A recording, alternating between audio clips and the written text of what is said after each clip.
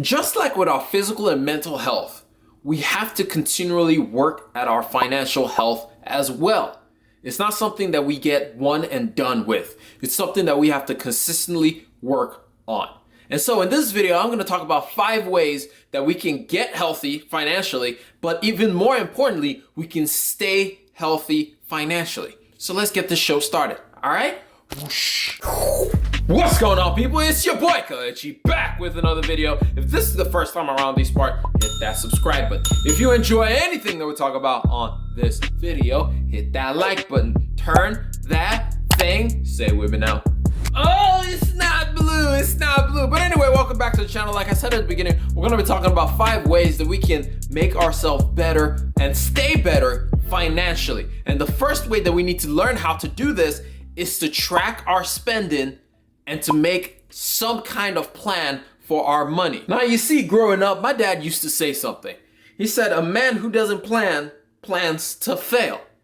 In other words, if you don't give yourself some kind of blueprint, it doesn't have to be something very detailed with every little intricacies with hyphens and all this stuff. But if you don't have some kind of idea or some kind of goal or some kind of something that you're working towards with your money is going to be working you, baby. You have to have some kind of plan. I'm not saying everybody needs to have a budget, but you have to know, where is your money going? Where are the expenses coming from? What are the things that are holding you back? It is important for you to know where you are and then make a plan and tell your money where it needs to be going. And it's not something that we do one time and then we're like, I'm good, I'm never going to be doing this again.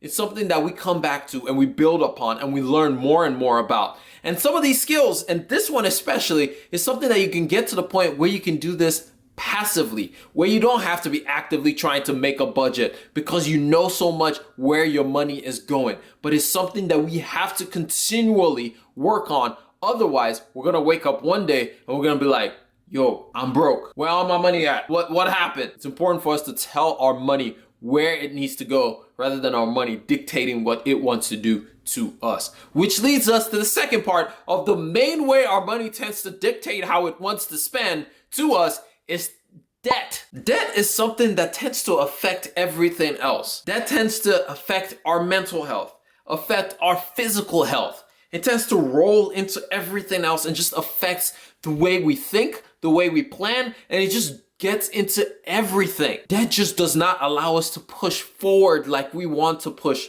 forward. Which is why I say, just as important as it is for us to get out of debt, it is also, if not more important, for us to stay out of debt.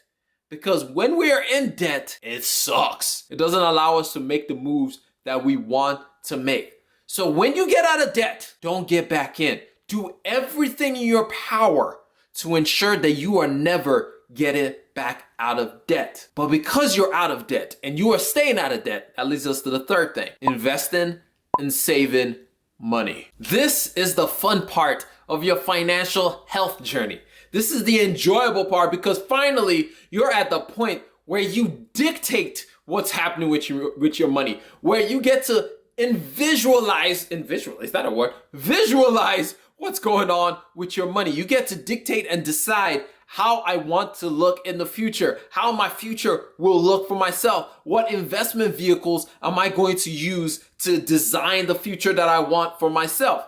But even in this stage, we have to be very careful of the things that we go into. And there's one thing that I want to advise every single person to do when it comes to investing and saving, is for you to automate the process. Remove yourself from the process. Make it something that happens in the background without you having to actively be a part of it. If you're saving for a car, open an account and automatically deposit some money into that account so you can save for the car. If you're saving for a house down payment, automate the process of saving for that house down payment. The point is, make it something that continually happens. Make it something that is always going on. It's not a one-time, oh, I invested one time and that's it. No. Investing is something you do over and over and over and over again. Saving is something you will have to do over and over again, which leads us to the next one, which is always having an emergency fund. You know, on this journey we call life,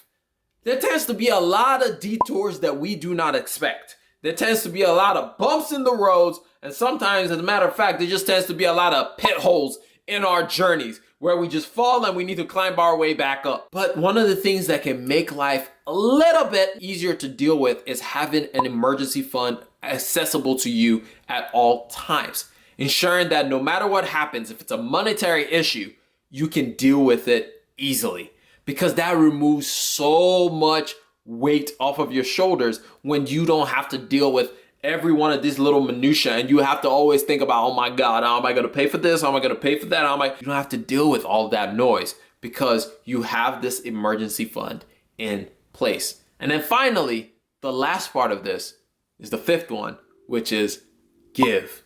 There is something magical about giving. There's something that it does to your heart, to your health, and to you as a person when you give, when you sacrifice a little bit on the behalf of someone else. I don't know what it is, but there's just something special and something powerful in just giving of yourself, in sharing some of the blessings that you have in your pocket. That can look like you sharing your time. That can look like you sharing your talents. That can look like you sharing your actual dollars in your pocket. But giving of yourself does something wonderful that I cannot explain for you, but you have to experience for yourself. And it's something that you have to do continually for your financial health to be unimaginable great as you go on this journey of being financially healthy. But anyway, that's all I got for y'all. I hope y'all learned maybe one or two things out of this entire thing. And if you did, share this video with one person that you love, one person that you hate, and one person you're just kind of like about. And by that time, you to share it with every single person that you know. But it's been your boy Kalechi. I'm gonna catch you up on the next one. Remember, generosity is always greater than greed. God bless each and every single one of y'all. And y'all boy is out of here. Peace.